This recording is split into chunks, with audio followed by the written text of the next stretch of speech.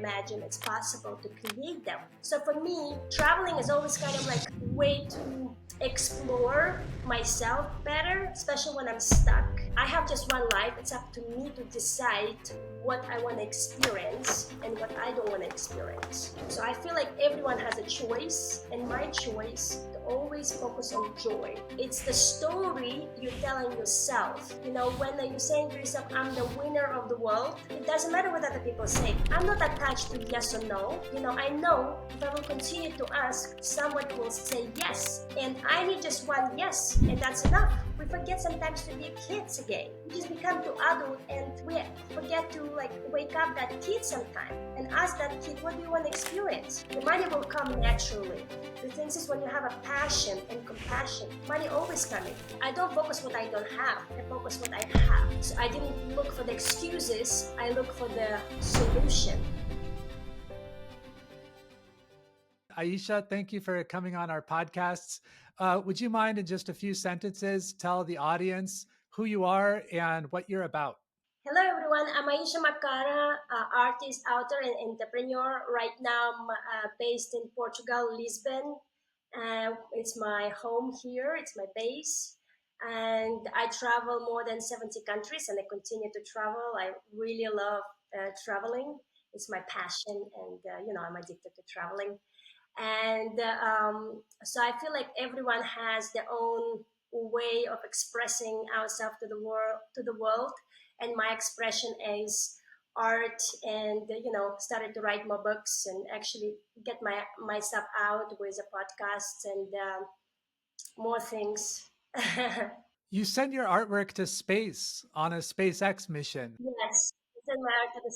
How did you make that happen, and what does it symbolize to you? Well, I'm kind of living in a bubble, and I feel like in my own bubble because I'm an orphan, and I grew up in an orphan house in like somewhere in Norway in Russia, and I'm Mongolian, but my mama abandoned me when I was less than 2 years old, and so since then I grew up kind of in my own, and you get to kind of adapt to the reality because you don't have enough attention, you don't have enough love, kind of things. And you, of course, as a child, you kind of like trying to get it from the adults that's around you.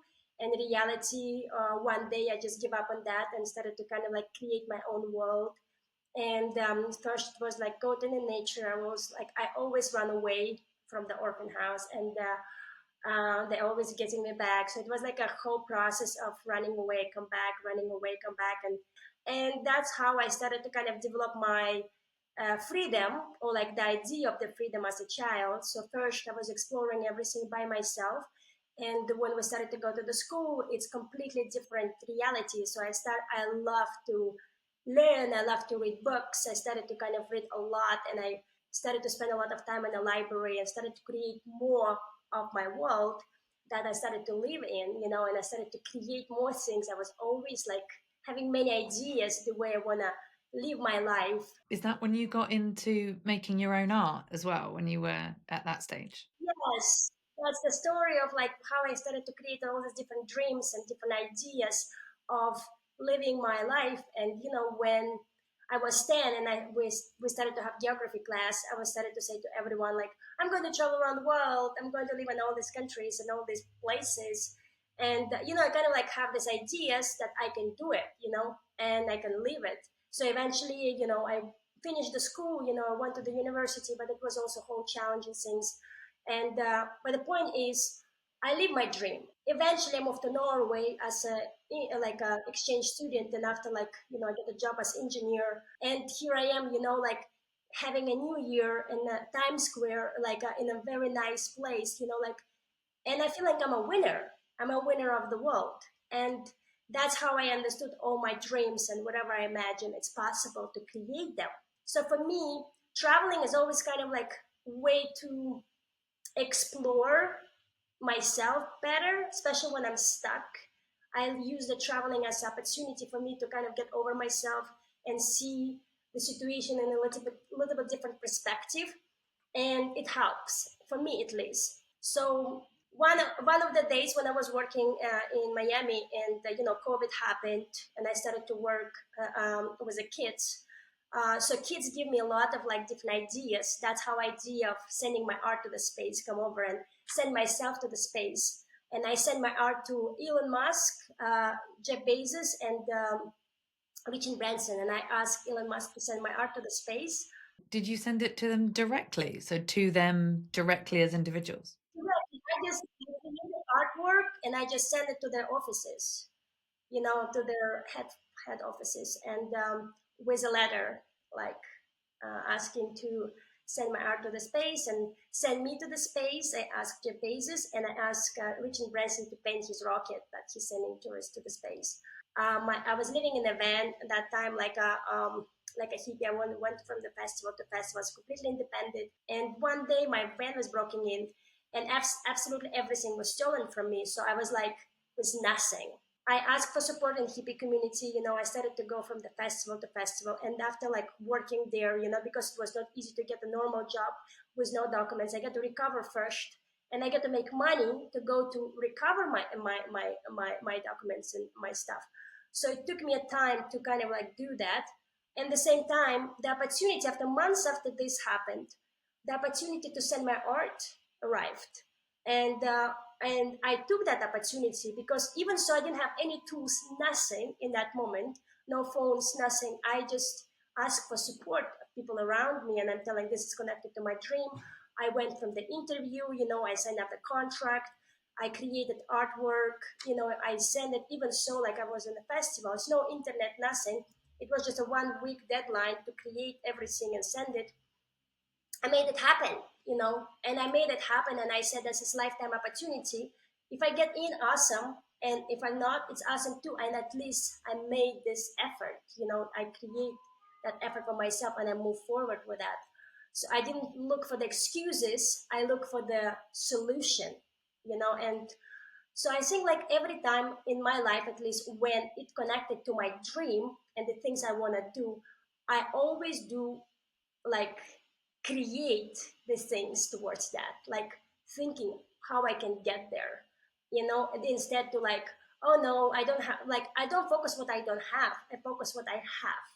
And for me, it's like I have me, I'm right now healthy, I'm young, I have energy to do that. So why not?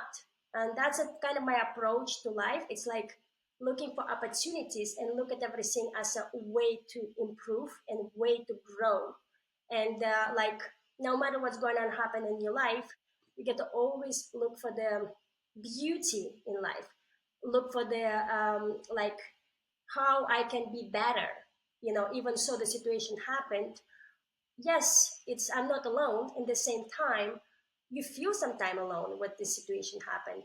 Yes, I cried, of course. And the same time, I keep myself together and I put myself together again. And okay, said like, okay, I got to move forward. And because I don't have anything, I don't have parents, you don't have any kind of like support system. So I get to kind of like find a way to support myself in a way that I'm proud of myself, like that I'm doing it because that's what I'm here to do and create for myself in the first place. And every time when I'm asking myself, does it make me happy? Does it create a joy in my life? Yes. When my answer inside of me it's yes, I do it. If my answer is no, I don't do that because I have just one life. It's up to me to decide what I want to experience and what I don't want to experience. So I feel like everyone has a choice, and my choice to always focus on joy. And I always say joy is the way, and we get to practice it. We get to get clarity what is joy for us, for each of us. Can we double click on that for a second, Aisha? You've built businesses across multiple industries and countries and have tremendous resilience and grit and optimism.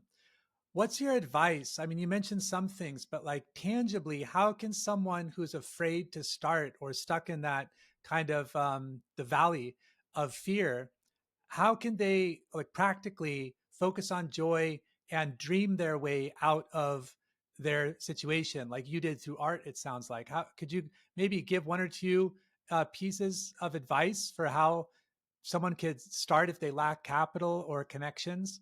I'm inviting them to do like a first step is a gratitude.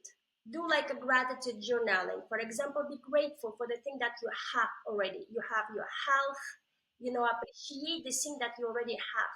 You have the roof, you have the things that you are like happy about, or you're appreciating them in your everyday life.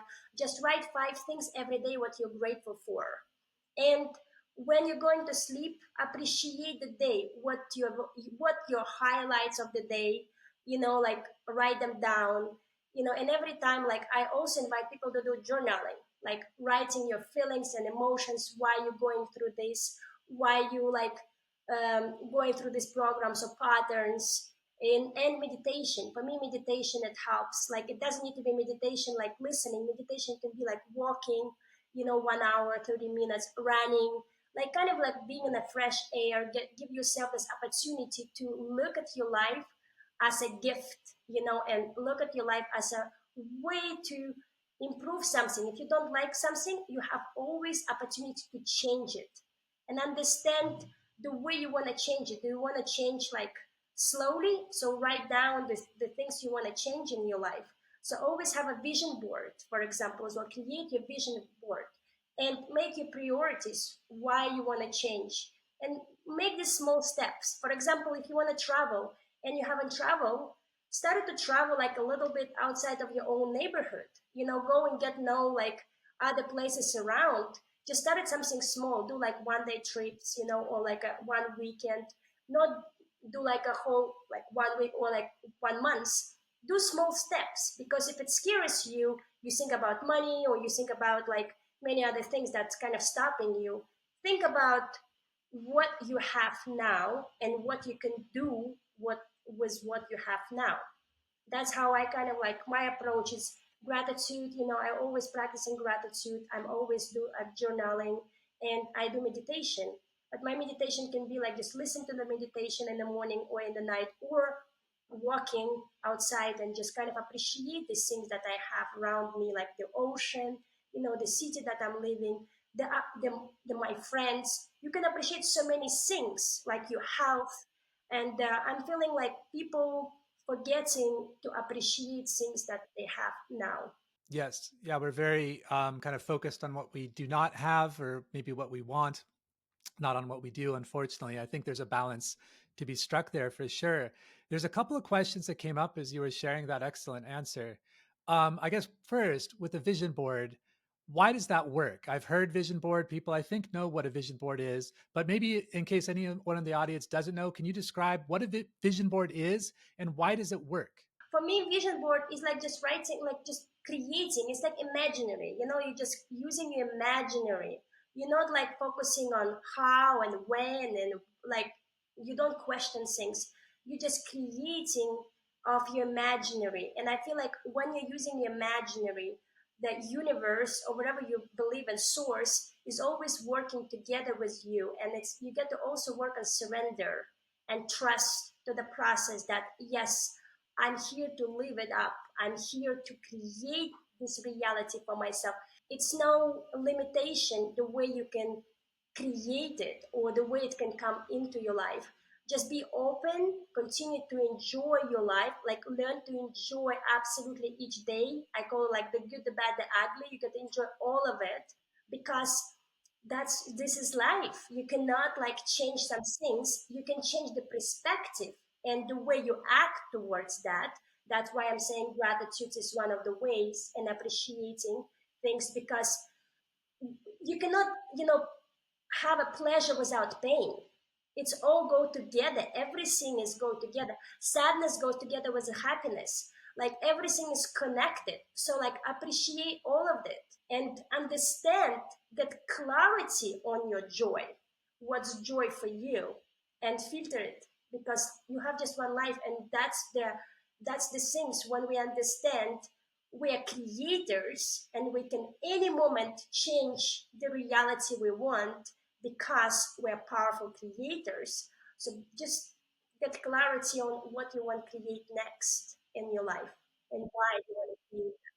Being where you are now, looking back to your childhood sounds very challenging, especially to folks who haven't been through something similar.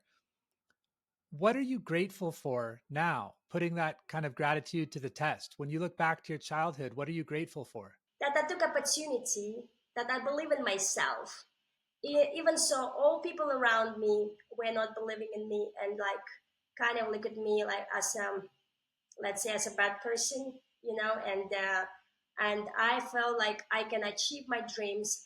I just decided to walk away from all that reality, and I said, this is what I don't like. I don't know what is there for me. I know what I have here I don't like, and I just want to change it. And I was brave enough to walk away from that what I don't like and just look for the places that I like. So I'm grateful that I make that step towards myself, towards my dreams, no matter what. That I didn't have nothing, and I still made that move because I believe in myself. I believe that I can do. Shift of focus, I think, from what you've been saying, you know, the analogy of skiers, that when they go down the mountain and they see all the trees, that if they focus on the trees, they're probably going to hit a tree. But if they focus on the clear path where the snow is, they're more likely to find their route. And it sounds like that's what you did. You stopped looking at the trees and what might be getting in your way and what was negative, and looked at the path forward and what brought you joy. Exactly. And I always do that because I feel like the it doesn't matter what other people say. It's the story you're telling yourself. You know, when you're saying to yourself, I'm the winner of the world and I'm powerful creator, I can create absolutely anything I want. It doesn't matter what other people say because they don't know you. Like I ask, when people give me feedback, I ask them, how long you know me? You know me like 2 times, you meet me a few times and you already like have the idea of me. I live with myself all my life. I'm my best friend. And at the end of the day, I'm going to be my best friend. So in the first place, I always get to listen to myself, what I want to do and the way I want to live my life. If I don't like it, I can always walk away. It's like why I'm staying in that space. What's, holding me in that space? Why I'm doing it to myself, why I'm hurting myself, for example, if I don't like it. Nothing, just myself. So that's why I'm staying there. No, I don't need to. So I can just walk away.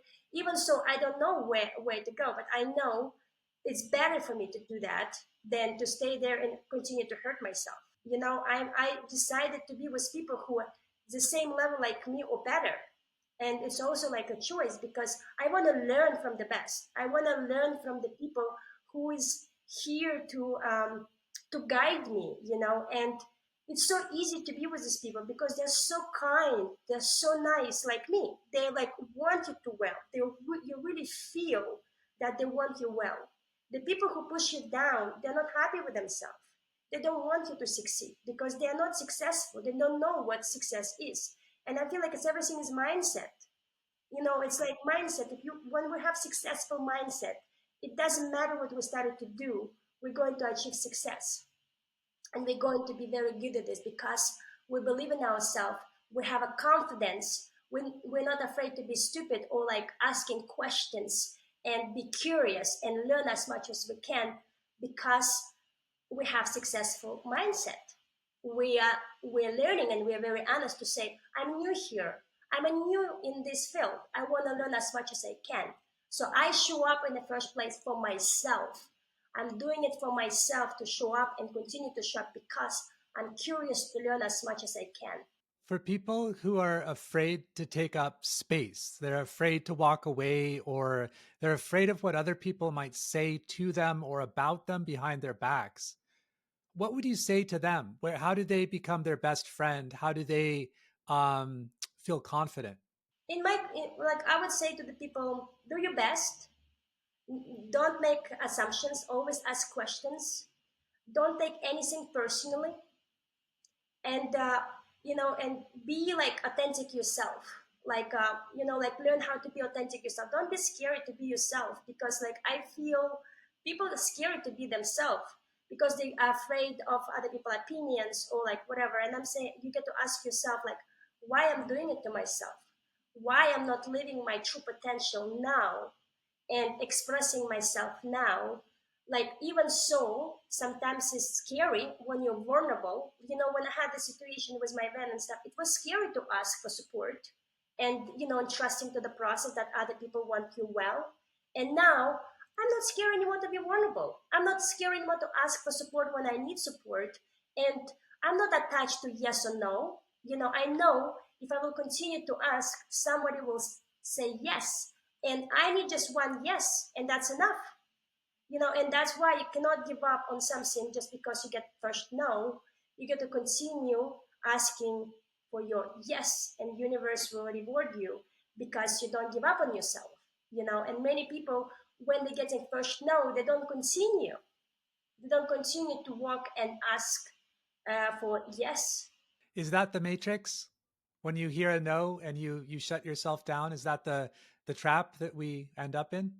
Many people, like from my experience, they cannot get over themselves because one time somebody say no to them and they cannot get over that no.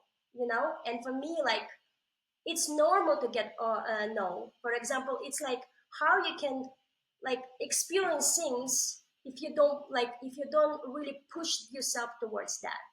If you really want that, your yes will come because you will continue to ask for that. And I feel the universe is always give you what you need before what you want. That's why you get to be ready for all this experience, for all the growth that's coming your way to achieve really what you want, to achieve the dreams that you're here to live.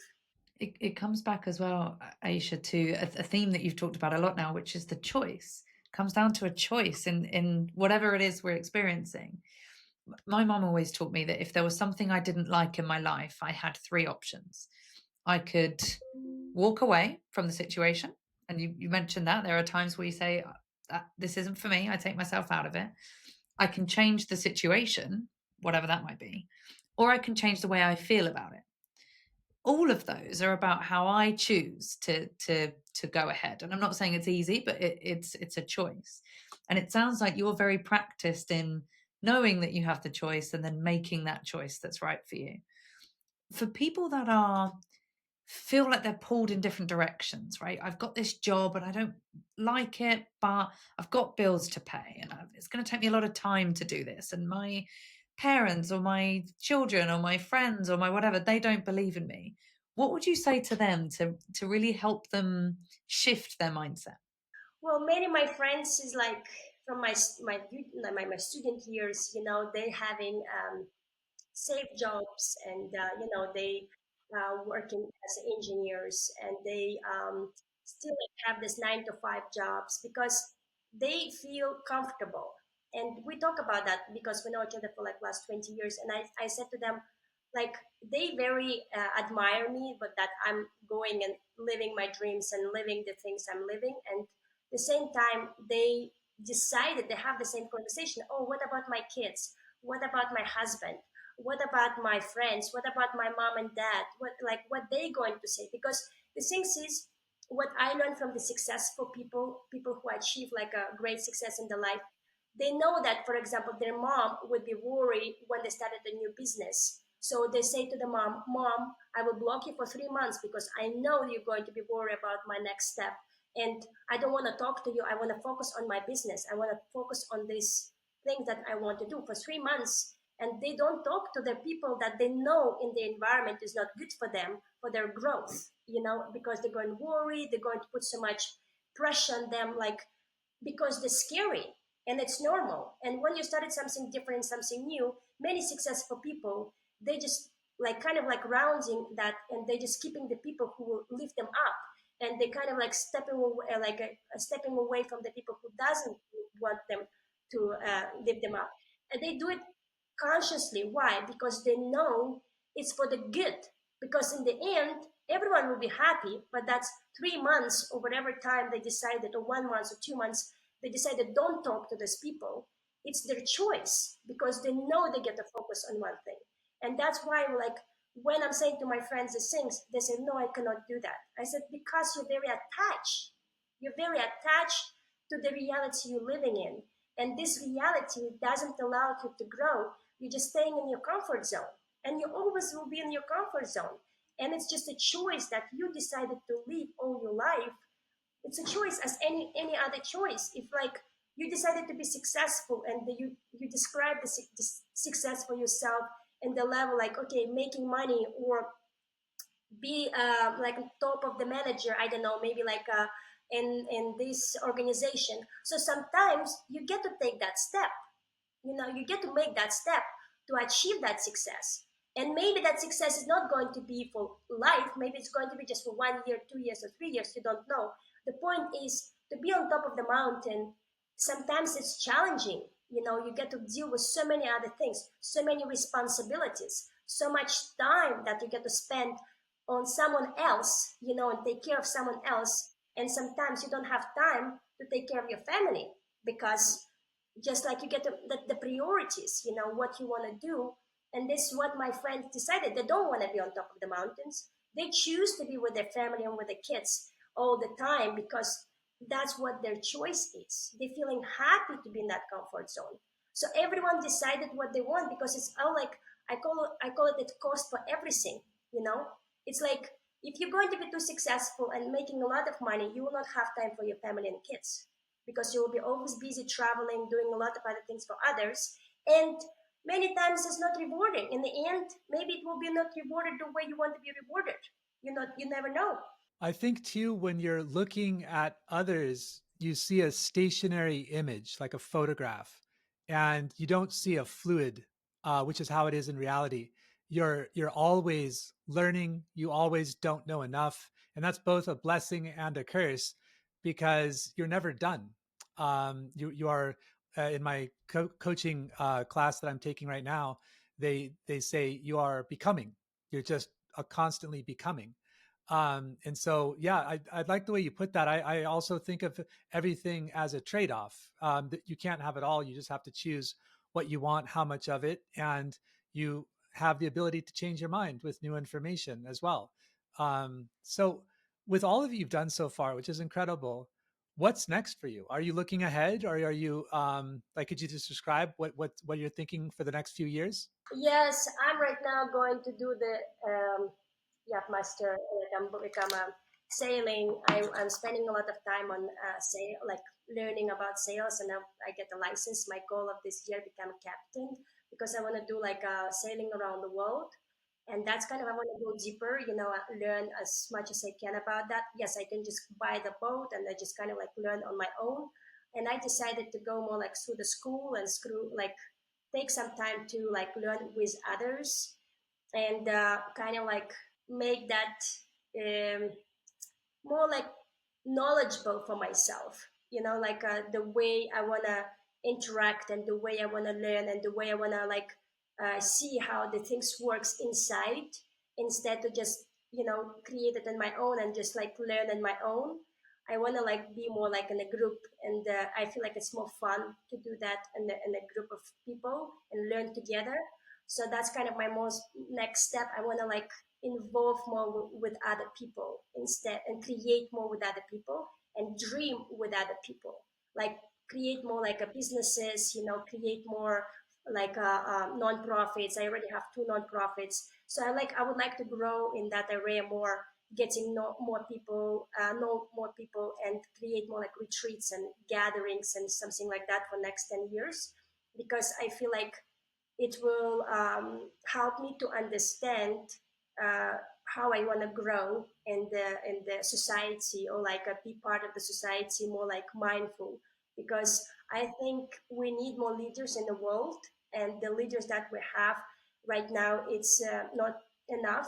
So we get to create more leaders for the next generation, for next 10 years, so that we can kind of like make a world better place. I'm curious what your thoughts are with leadership. And it's beautiful sentiment, by the way. I applaud your passion, and I want to follow your journey as well. I hope you at least photograph, if not video, some of that. I'll be happy to participate and follow along as well. With leaders, what I've seen made me think that perhaps we as human beings aren't meant to stay in a position of leadership, that it's more a service to the community, like standing watch overnight. When we used to live around fire, like one or two people would have to stay up to watch, keep people safe while they sleep, and then you take turns, and then they could go sleep. I think what's happened is some kind of inversion with leadership is this safe state of status, and it seems to corrupt people. And I was just curious what if you thought that was the nature of the way that it's used, meaning do you think leadership should be a temporary kind of role that we all kind of take turns? I mean, when appropriate, or do you think there's a way to have a forever leader that gets the balance right and doesn't get corrupted by the title? I agree with you about rotation. I think that would be very nice to do that because, for example, be like when I had property management company, and I felt like we had 5 people in the team, and I came with this idea of rotating the leadership at least for 3 months to see how everything is goes, and I meet one of the challenge. They were questioning like me because there was only one woman in the team, and they were questioning me like my leadership qualities, and then like, oh, what woman can do? Like you're just a woman, and I was in my early 20s, like kind of. I had many ideas the way I wanna like create it, and now I do it. I mean, I do it in my own, and it's working very well, from my perspective.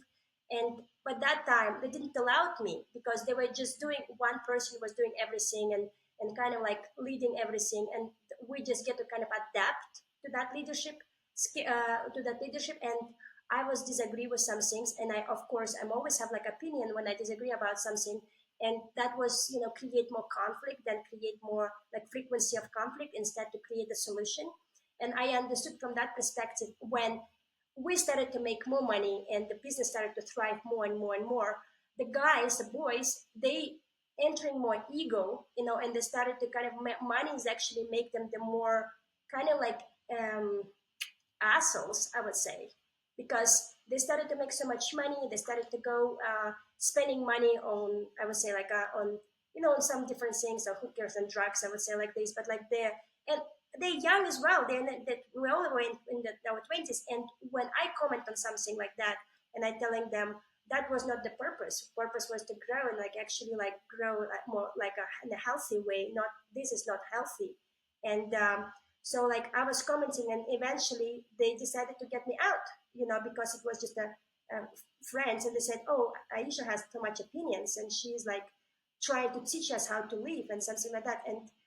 And the money changed people. The money didn't change me because for me it was about the idea, the way we can grow, the way we can manage things, the way we can kind of like continue to create it and build it and make it more progress for the community in the first place. And I knew that money will come anyway. The thing is, when young boys, they don't have the experience of life and they don't understand the way the things works. They're getting too much into their ego, and it takes some time for them to work through that ego. And I understand, and this is what I learned in my own to see that in my own. So like I don't judge, it just experience as any experience. I believe in any business, when people starting the business and they're growing that business, these things can happen. In reality, it's like it's painful process, to see that investing your time, your money, everything, and the people kind of like not grateful, like of your presence there, because it's getting annoyed that it's annoying them that your word that you're expressing about health, the way it get to be, or like you have the ideas about that, annoys them because they know that it can be true. And the same time, they don't like it. They don't appreciate that. And after a while, of course, it's changed. And after some years, they say like, "Oh, you were right," because my business is thriving. I said, "You know what? I'm going to do it on my own. I know that it will work, and it's working." And I said to them, "Your business is going to die without me after like a year or two, less than 2 years," and it did. And the thing is like I feel the presence of the woman in the company, or actually in the leadership, is good, especially like when it's in more like a respectful and mindful and equal way, because it will help a community or like a business to grow in more beautiful and blossom way. And the thing is, when you're young, you don't understand that. You don't understand. You started to understand more like in your 30s, I believe, or maybe even in your 40s. But the thing is like it's a growth, it's a progress of you of observing and learning and actually engaging with everything that's happening around. And that's why I'm saying everything has a meaning, but the thing is how you deal with that, how you kind of like creating and how you manage the space, and how much you want to you put in yourself. And this is what I learned from my own perspective.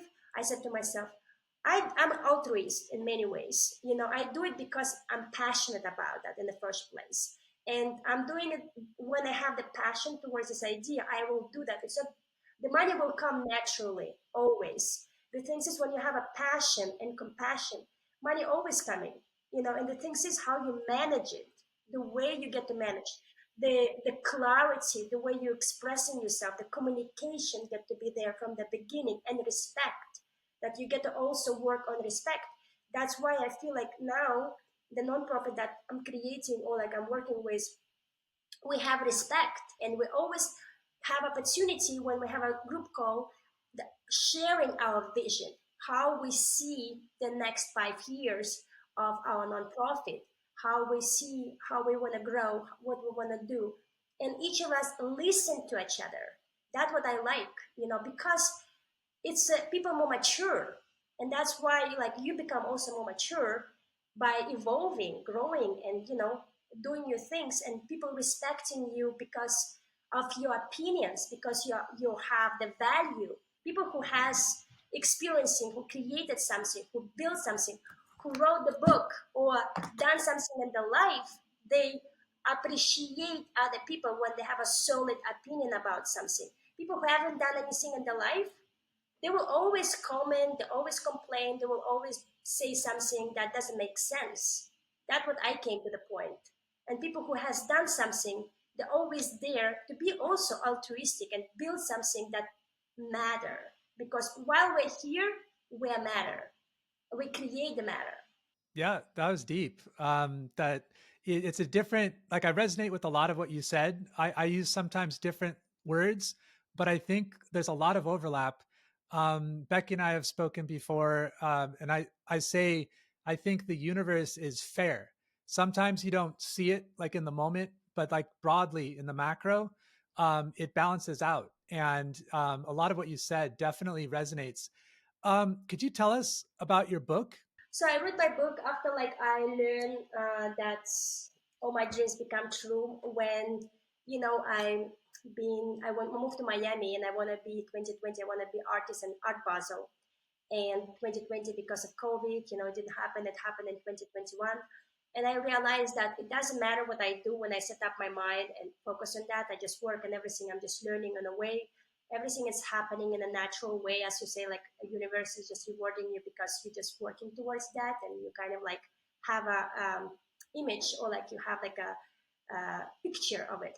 So after 2022, like I realized when I was living in a van, and I said to myself, okay, what's next? So I in 2022, in the beginning of 2022, I started to be a hippie, or like like living in a van, selling my art, and then going to the festivals, kind of like being artist, hippie, whatever, like very happy, living my dream. And so I sent my art to the space, this opportunity ended up like sending my art to the space. And I said to myself, oh my gosh, all my dreams that I'm dreaming, it's just somehow like real. It doesn't matter how big they are, how small they are, how like, so like I decided to write the book and just sharing my art in it. You will see like it's some of my with my art, and like one page of my art, and it's a little bit like a suggestion of what's clarity of in your life, get clarity on your life, get clarity on how you want to live, like create your space, like for example, right now I'm living in Lisbon, so like every time I'm coming to the new place, I'm thinking about the location, why I want to live in this area or that area. I'm imagining my place and creating like everything around what I want to have around, what activities, what type of the people, what, the budget, for example, like I create everything. And, like when I'm very clear and intentional, everything is just happening in the best possible way. And you don't need to focus on you have this money or you don't have this money. You just get to focus on the vision and work towards that and look for that.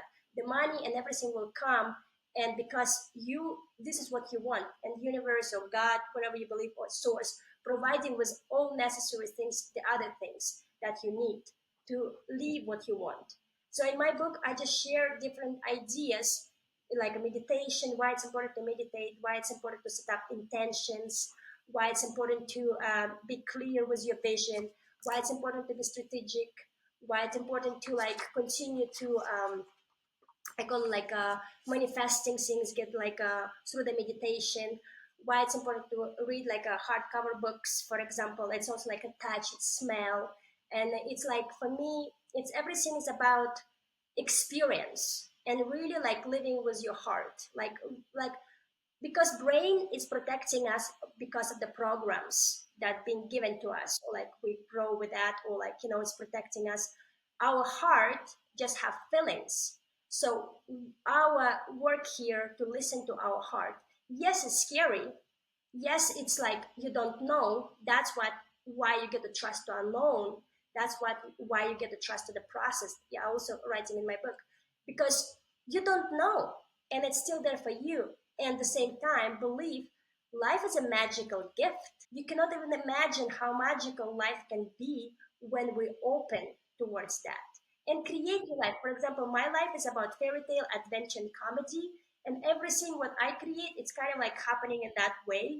And I'm just feeling like many times people don't even imagine what the life can be. But when you look at the movie, decide what movie you want to have, what movie it is. You're the main character.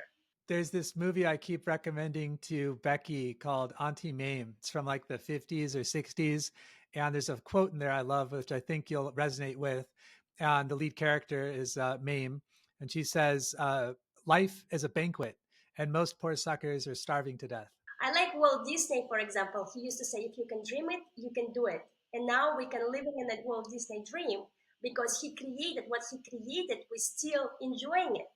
And he had a vision. Yes, he didn't live towards where we're seeing now. And he created. He managed to create it 50 years ago, 60 years ago. And the thing is, he was so happy. He was always like a kid, and he was always continue to imagine things and continue to kind of create and push it towards. And that's why I feel like we are creators. We can create absolutely anything, and that's we forget about that. We forget sometimes to be kids again. We just become too adult, and we forget to like wake up that kid sometime and ask that kid, what do you want to experience? Why do you want to have this experience?